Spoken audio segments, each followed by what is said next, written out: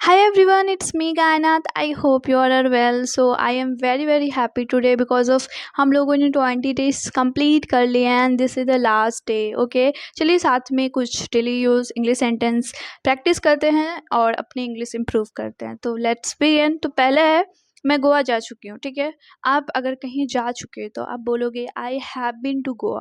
For example मैं दिल्ली जा चुकी हूँ तो I have been to Delhi. ठीक है, आप कहीं जा चुके हो उस प्लेस का नाम और हैव बीन के साथ बोलना है. ठीक है, I hope you got it this concept. Let's next. मैं आपका सुबह से इंतज़ार कर रही थी. ठीक है, आपको ये बोलना है कि मैं आपका सुबह से इंतज़ार कर रही थी, तो आपको बोलना पड़ेगा I had been waiting for you since morning. Since हम क्यों यूज़ किए? बिकॉज ऑफ यहाँ पे हम मॉर्निंग की बात करें तो मॉर्निंग से पहले सिंस का यूज़ करते हैं, इसलिए. नेक्स्ट, वह कल घर पर होगा. ठीक है, आप फ्यूचर में बोल रहे हो कि वो कल घर पर होगा, कल की बात कर रहे हो तो आप विल बी का यूज़ करोगे. He will be at home tomorrow. ठीक है ना, बहुत से लोग यहाँ पे विल का यूज़ करते हैं, बी नहीं करते. अगर आप बी नहीं बोलोगे तो आपके सेंटेंस गलत हो जाएंगे, इसलिए आपको विल बी दोनों बोलना है. ठीक है, दोनों को साथ में बोलना है, ऐसा नहीं कि अलग अलग बोलना है. ठीक है, he will be at home tomorrow, और होम से पहले हम एट प्रीपोजिशन यूज़ करेंगे. Okay, next. तुम्हें ईमानदार होना चाहिए, आपको कुछ होना चाहिए, आप किसी को एडवाइस दे रहे हो, एडवाइस देने के लिए हम शुड का यूज़ करते हैं. ठीक है, तो यू शुड बी ऑनेस्ट. तुम्हें ईमानदार होना चाहिए, यू शुड बी ऑनेस्ट. हम ऑनेस्ट बोलेंगे ईमानदार को, और शुड भी मतलब होना चाहिए. ठीक है ना, आप किसी को बोल रहे हो कि आपको ये होना चाहिए, डॉक्टर होना चाहिए, तो शुड बी का यूज़ करेंगे. ठीक है, एडवाइस देने के सेंस में हम शुड का यूज़ करते हैं. ठीक है, मेज़ पर एक किताब है, आप ये बोल रहे हो कि टेबल पर एक किताब है, तो इसको इंग्लिश में बोलने के लिए हम देयर का यूज़ करेंगे. ठीक है ना, ऐसे नहीं बोल देना है कि book on the table, this is the wrong. आपको देयर इज का यूज़ करना है. ठीक है, there is a book on the table. Repeat after me, there is a book on the table. आपको देयर इज का यूज़ करना ही है. अगर सेंटेंस में हो या ना हो उससे मतलब नहीं है. जैसे कि रूम में पंखा है तो there is a fan in the room. ठीक है, देयर का यूज़ करना इज कंपल्सरी. नेक्स्ट, मैंने आपसे मदद नहीं मांगी.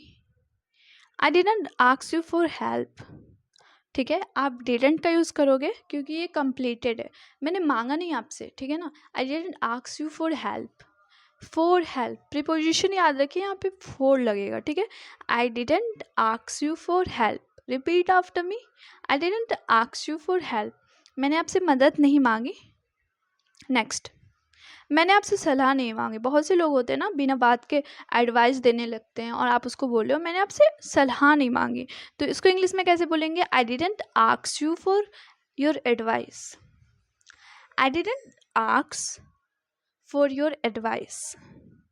Repeat after me, I didn't ask for your advice. मैंने आपसे सलाह नहीं मांगी. ठीक है, दिस इज़ वेरी इंपॉर्टेंट. आप एडवाइस वर्ड यूज़ करें. ठीक है, बकवास बंद करो. बहुत से लोग होते हैं ना, बिन बात का बोलते रहते हैं. आप उसको बोल रहे हो कि बकवास बंद करो, तो उसको इंग्लिश में कैसे बोलेंगे? आप बोलोगे डोंट टॉक रबिश. रबिश मतलब होता है बकवास. ठीक है, बकवास मत करो, डोंट टॉक रबिश. बहुत से लोग बकवास करते रहते हैं, तो आप उसको बोल सकते हो डोंट टॉक रबिश. रबिश मतलब बकवास. ठीक है, I hope you got it this concept. ठीक है, आप डोंट का यूज़ करोगे. नेक्स्ट, हम दोनों को यही लगता है. फॉर एग्जाम्पल, मुझे और मेरी कज़न को एक बात मतलब ये सही लगता है कि हम दोनों को यही लगता है. ठीक है, तो आप दो इंसान हैं तो आप वी का यूज़ करोगे, आई नहीं. ठीक है, we both feel the same. Okay, हम दोनों को यही लगता है. इसको इंग्लिश में बोलने के लिए हम बोलेंगे we both feel the same. Repeat after me, we both feel the same. आपको और आपके बहन को या भाई को किसी को भी एक जैसा लगता है तो आप यूज़ करें ये सेंटेंस. नेक्स्ट है, वो अंग्रेज़ी में अच्छी है. अगर आप कोई स्पेशल चीज़ में अच्छे हो तो एट प्रीपोजिशन का यूज़ करें. बहुत से लोग को मैंने सुना है वो बोलते हैं he is good in English. वो इंग्लिश में अच्छी है तो he is good in at. आप एट इंग्लिश बोलो. ठीक है ना, बहुत से लोग सी इज़ गुड या ही इज़ गुड इन इंग्लिश बोलते हैं, तो दिस इज़ रॉन्ग. आपको एट प्रीपोजिशन यूज़ करना है. ठीक है, सेब छील दो, किसी चीज़ को छीलना. ठीक है, किसी चीज़ को छीलने के लिए बोल लो, सेब छील दो या कुछ और फ्रूट्स छील दो, तो आप पील ऑफ का यूज़ करें, ठीक है। पील ऑफ मतलब होता है छीलना, ठीक है। तो आप बोले कि पील ऑफ एप्पल, ठीक है। अगर आप बोल लो कि दूसरा fruits, like for example I give the example mango, ठीक है। मैं बोल रही हूँ कि आम छील लो, तो पील ऑफ मैंगो, पील ऑफ का यूज़ करना है, ठीक है। मैं रास्ते में हूँ, ठीक है। मैं रास्ते में हूँ, फॉर एग्जांपल आप किसी को कॉल कर रहे हैं और आप उसे पूछ रहे हैं आप कहाँ हैं, और वो बोल रहा है मैं रास्ते में हूँ, या आपको ही बोलना है मैं रास्ते में हूँ, तो आप कैसे बोलोगे? I M on the way, ठीक है। On the way. बहुत से लोग ने यहाँ पे क्या गलती करते हैं, प्रीपोजिशन मिस्टेक, जो आपको नहीं करनी है। वो लोग बोल देते हैं I am in the way. वे के साथ इन कैसे लग सकता है? आप ऑन का यूज़ करें, ठीक है। नेक्स्ट, अपना वादा निभाना या अपना वादा निभाओ। बहुत से लोग होते हैं अपना वादा नहीं निभाते, और आप उसको बोल रहे हैं अपना वादा निभाओ, तो आप इंग्लिश में कैसे बोलोगे? Keep your promise. Repeat after me, keep your promise. अपना वादा निभाओ। कीप मतलब निभाना, ठीक है। यहाँ पे आप निभाने के सेंस में कीप का यूज़ कर रहे हो। Keep your promise, repeat after me, अपना वादा निभाओ, कीप योर प्रॉमिस। नेक्स्ट है, मुझे इसकी आदत है, I am use to it. देखो, पास्ट आदत बताने के लिए भी हम यूज टू का यूज़ करते हैं, जैसे कि मुझे डांस करने की आदत थी, तो आई यूज़ टू डांस, ठीक है। बट आप बोल रहे हो कि मुझे इसकी आदत है, तो आप यूज़ टू का यूज़ कर सकते हैं आई एम के साथ, ठीक है ना। वहाँ एम नहीं यूज़ होता था, यहाँ एम यूज़ करेंगे। I am use to it, मुझे इसकी आदत है, मुझे चाय पीने की आदत है, तो आई एम यूज़ टू, तो ड्रिंकिंग टी बोलेंगे, ठीक है। नेक्स्ट है, मैं मना नहीं कर रही।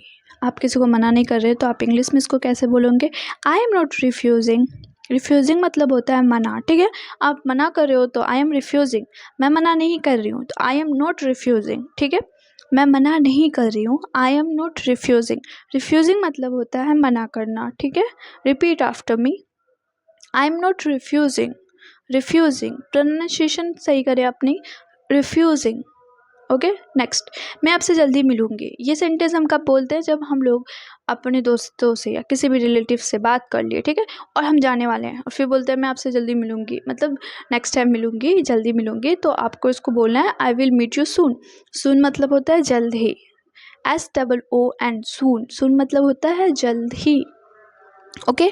जल्दी के लिए हम सून का यूज़ करते हैं, और मिलूंगी तो ये फ्यूचर टेंस है, इसलिए हमने विल यूज़ किया। बहुत से लोग आई मीट यू सून बोल देते हैं, दिस इज़ रॉन्ग। मेरी नौकरी चली गई, तो आप बोलोगे आई लॉस्ट माई जॉब, ठीक है। आप खोने के सेंस में भी लॉस्ट का यूज़ कर सकते हो, जैसे कि मैंने अपनी चाबी खो दी, तो आई लॉस्ट माई कीज़, ठीक है। खोने के सेंस में भी यूज़ कर सकते हो, चली गई के सेंस में भी यूज़ कर सकते हो, मेरी नौकरी चली गई, I lost my job. Repeat after me, I lost my job. This is very very important, आप बोल सकते हो ऐसे, ठीक है। नेक्स्ट है, मैं अपना वज़न बढ़ाने या घटाने की कोशिश कर रही हूँ। अगर आप इस सेंटेंस में हैं, तो आप बोलोगे I am trying to, okay. मैं अपना वज़न घटाने की कोशिश कर रही हूँ, तो I am trying to lose weight. I am trying to lose weight. अगर यहाँ पे लिखा होता मैं अपना वज़न बढ़ाने की कोशिश कर रही हूँ, तो आपको कुछ नहीं करना है, बस लूज़ को हटाकर गेन कर देना है। I am trying to gain weight. Gain मतलब बढ़ाना, लूज़ मतलब घटाना। Next, this is very very important, और हम लोगों ने कभी ना कभी अपने लाइफ में ये सेंटेंस ज़रूर ही बोला होगा कि यह मेरे जीवन का सबसे बुरा दिन था। आपने ज़रूर ही बोला होगा, मैंने तो बहुत बार बोला है कि ये मेरे ज़िंदगी का सबसे बुरा दिन था, तो it was the worst day of my life, okay. आप ये बोलो कि ये मेरी ज़िंदगी का बहुत अच्छा दिन था, तो आप यहाँ वॉज को हटा के गुड बोल दो, it was the good day of my life, okay. मैं खुश हो गई। इस सेंटेंस को कैसे बोलेंगे? बहुत से लोगों को मैंने देखा है, बोला था मैंने कि ट्रांसलेट करो मैं खुश हो गई, तो उसको वो लोग करते हैं I am happy. I am happy मतलब मैं खुश हूँ ना।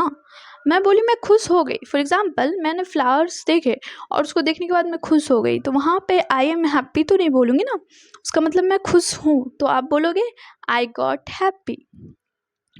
मैं दुखी हो गई, I got sad, okay. And thank you so much for watching this video. I hope this video is helpful for you. आपने अगर पूरा लास्ट तक देखा होगा तो ज़रूर ही ये वीडियो आपके लिए हेल्पफुल रहेगा इंग्लिश इम्प्रूव करने में। Okay, and thank you so much for watching this video and I want to say something more, and this is the last day of 21 days challenge. Okay, I hope you enjoyed this video, and okay, bye, take care.